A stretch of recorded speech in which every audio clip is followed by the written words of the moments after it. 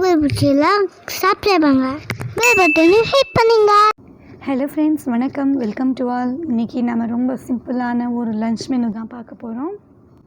முருங்கைக்கீரை பொரியல், முருங்கைக்கீரை ரசம், சேலம் ஸ்டைல் கடலைப்பருப்பு கூட்டு.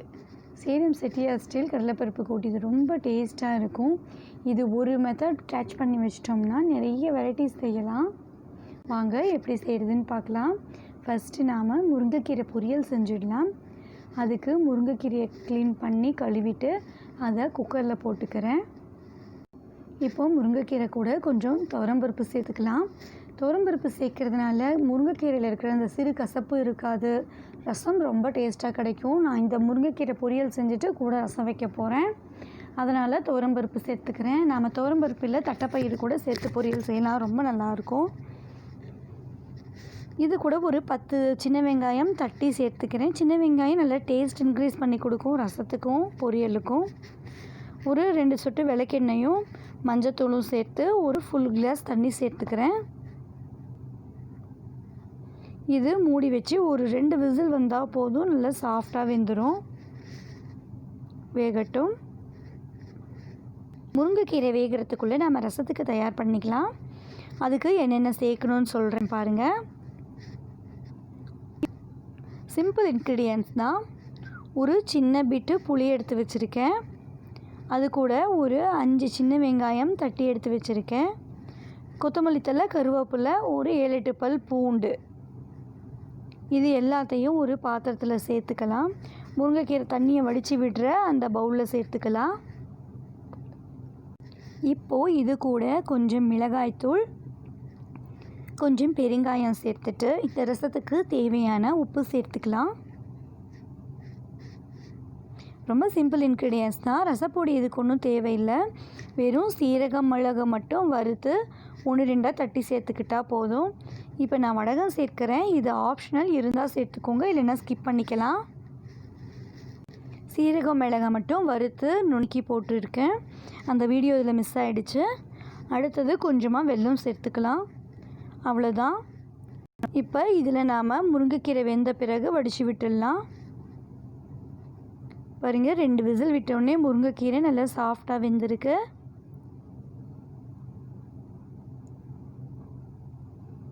இந்தளவு நல்லா சாஃப்டாக வெந்தால் தான் நல்லாயிருக்கும், டைஜஷன் ப்ராப்ளம் வராது. இப்போ அந்த பாத்திரத்தில் நாங்கள் வடித்து விட்டுடணும்.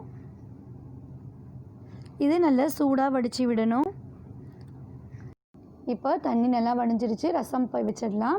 ரசம் வைக்கிறதுக்கு முன்னாடி இந்த மாதிரி நல்லா கையை வச்சு பிணைஞ்சி விட்டுக்கணும். அப்போ தான் நமக்கு நல்ல வாசனையாக இருக்கும். இப்படி பிசைஞ்சு விட்ட பிறகு நாம் 1 கிளாஸ் அளவு தண்ணி சேர்த்துக்கலாம். நமக்கு எந்த அளவு முருங்கைக்கீரை ரசம் கிடச்சிருக்கோ அதுக்கு தகுந்த மாதிரி தண்ணி சேர்த்துக்கணும். நான் இந்த அளவுக்கு ஒரு 1-1 1/2 டம்ளர் அளவுக்கு தண்ணி சேர்த்துக்கிறேன். ரொம்ப டேஸ்டான, ரொம்ப சத்தான ரசம் செய்கிறது ரொம்ப ஈஸி, ரொம்ப டேஸ்ட்டாக இருக்கும். அவ்வளோதான். இதை அடுப்பில் வச்சுக்கலாம். லைட்டாக நுர வரட்டும். உப்பு எல்லாம் செக் பண்ணி பார்த்துட்டு இதை லைட்டாக கொதிக்க விட்டுடலாம். ரொம்ப கொதிக்க விடக்கூடாது. இந்த மாதிரி லைட்டாக கொதிச்சா போதும். நம்ம ரெகுலராக ரசம் வைக்கிற மாதிரி நுர கட்டினாவும் எடுக்கக்கூடாது. ஒரு 10 செகண்ட் இப்படி கொதி வந்த பிறகு அடுப்பு ஆஃப் பண்ணி மூடி வச்சிடலாம். அவ்வளோதான், நம்மளுடைய முருங்கைக்கீரை ரசம் சூப்பராக தயார். அடுத்ததாக நாம் சேலம் ஸ்டைல் கூட்டு எப்படி வைக்கிறதுன்னு பார்க்கலாம். அதுக்கு நான் கடலைப்பருப்பை க்ளீன் பண்ணி ஒரு குக்கரில் சேர்த்துருக்கேன். 2 டம்ளர் அளவு தண்ணி சேர்த்துருக்கேன். இது கூட 10 சின்ன வெங்காயம், 10 பல் பூண்டு தட்டி சேர்த்துருக்கேன். ஒரு தக்காளி பொடி பொடியாக கட் பண்ணி சேர்த்துருக்கேன். இது கூட 3 கத்திரிக்காய் கட் பண்ணி சேர்த்துருக்கேன். கொஞ்சம் கருவேப்பிலை சேர்த்துக்கலாம். விளக்கெண்ணெய் கண்டிப்பாக 1/2 ஸ்பூன் அளவு சேர்க்கணும். மிளகாய்த்தூள், மஞ்சள் தூள்,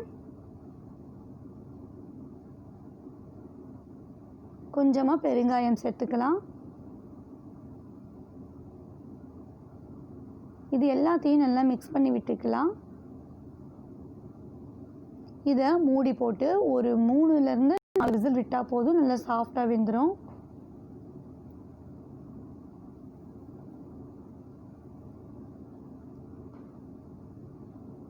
இந்த அளவு நல்லா சாஃப்டாக வெந்திருக்கணும். கத்திரிக்காயெல்லாம் கரைஞ்சிருந்தால் தான் கூட்டு நல்லா ருசியாக இருக்கும்.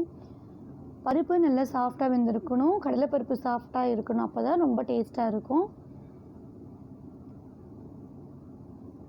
கையை வச்சு கடலைப்பருப்பை தொட்டு பார்த்தோம்னா ஈஸியாக மசிஞ்சிடணும். இப்போ இது கூட நாம் புளி சேர்த்துக்கலாம். இது சேலம் ஸ்டைல் இந்த கூட்டு பொடி. இதுக்கு எப்படி செய்கிறது அப்படின்றத நான் டிஸ்கிரிப்ஷன் பாக்ஸில் போடுறேன், பார்த்துக்கோங்க. இது செஞ்சு வச்சிட்டோம்னா நிறைய குழம்புக்கு இதுதான் பேஸ். நம்ம நிறைய குழம்பு வைக்கலாம். செய்கிறது ரொம்ப ஈஸி. ஜஸ்ட் அந்த பொருளெல்லாம் வறுத்து பொடிச்சிக்கணும். இப்போது இந்த குழம்புக்கு தேவையான அளவு உப்பு, கொஞ்சமாக வெல்லம் சேர்த்துக்கலாம். அவ்வளோதான். எல்லாத்தையும் நல்லா கலந்து விட்டு பச்சை வாசனை போடுற வரைக்கும் கொதிக்க விடணும். அதுக்கு கொஞ்சம் எக்ஸ்ட்ரா தண்ணி ஆட் பண்ணிக்கலாம். புளியோடைய பச்சை வாசனை போகிற அளவுக்கு கொதிக்க விட்டுக்கலாம். இந்த கூட்டுப்பொடி செய்கிறது ரொம்ப ஈஸி. செஞ்சு வச்சிட்டோம்னா ஒரு 4-5 வகை குழம்புக்கு இதை ஆட் பண்ணி செஞ்சுக்கலாம். ரொம்ப ஈஸியாக டக்கு டக்குன்னு குழம்பு வேலையாயிரும். அது மட்டும் இல்லை, இதை சாம்பார் பொடியாகவும் யூஸ் பண்ணிக்கலாம். ஒரு சின்ன ஸ்பூனில் 1/2 ஸ்பூன் போட்டோம்னா போதும், சாம்பார் ரொம்ப டேஸ்ட்டாக இருக்கும். இந்த மாதிரி மூடி வச்சு ஒரு 5 நிமிஷம் நல்லா கொதிக்கட்டும். இப்போ நல்லா கொதித்து பச்சை வாசனையெல்லாம் போயிடுச்சு.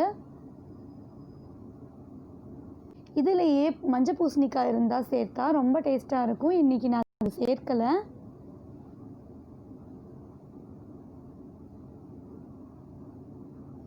இப்போ எல்லாம் செட் ஆகிடுச்சு. நான் கொஞ்சம் தேங்காய் பூ சேர்த்துக்கிறேன். இது குழம்பு ரெடி ஆகிடுச்சு. தாளித்து விட்டுடலாம். கடலைப்பருப்பு, உளுத்தம்பருப்பு, வரமிளகா, வடகம் சேர்த்து கொஞ்சம் கருவேப்பிலையும் கூட சேர்த்து தாளிச்சிக்கலாம். வடகம் இருந்தால் ஆட் பண்ணிக்கலாம், இல்லைன்னா அதை ஸ்கிப் பண்ணிக்கலாம். அவ்வளோதான், நம்மளுடைய கூட்டு சூப்பராக தயாராகிடுச்சு. 1/2 ஹவர்க்குள்ளேயே இந்த மெனு ஈஸியாக ரெடி பண்ணிடலாம். ரொம்ப சிம்பிளாக ரொம்ப டேஸ்ட்டாக இருக்கும். அடுத்தது முருங்கைக்கீரை பொரியல் எப்படி செய்கிறதுன்னு பார்க்கலாம். ஒரு கடாயில் எண்ணெய் சேர்த்து கடுகு, உளுத்தம்பருப்பு சேர்த்து வதக்கிக்கலாம். கடுகு பொரியட்டும். கடுகு பொரிஞ்சதும் சின்ன வெங்காயம் சேர்த்துக்கலாம். நான் ஏற்கனவே சின்ன வெங்காயம் சேர்த்துருக்கிறதுனால நான் இன்றைக்கி கம்மியாக தான் சேர்த்துருக்கேன். இப்போது வடகம், பெருங்காயம், கொஞ்சம் மிளகாய்த்தூள் சேர்த்துக்கிறேன். கூட நாம் வேக வச்சு எடுத்து வச்சுருக்கிற முருங்கைக்கீரையையும் பருப்பையும் சேர்த்துக்கலாம். இது வேக வைக்கிறப்ப நாம் உப்பு சேர்க்கலாதனால இப்போ கொஞ்சமாக உப்பு சேர்த்துக்கலாம்.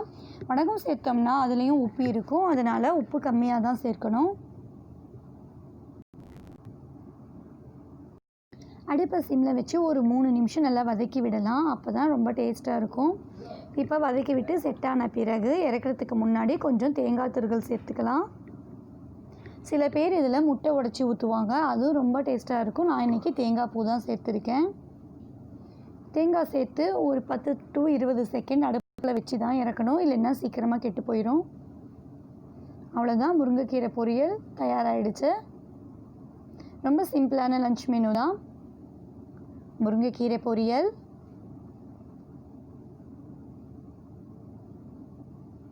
கடலைப்பருப்பு கூட்டு,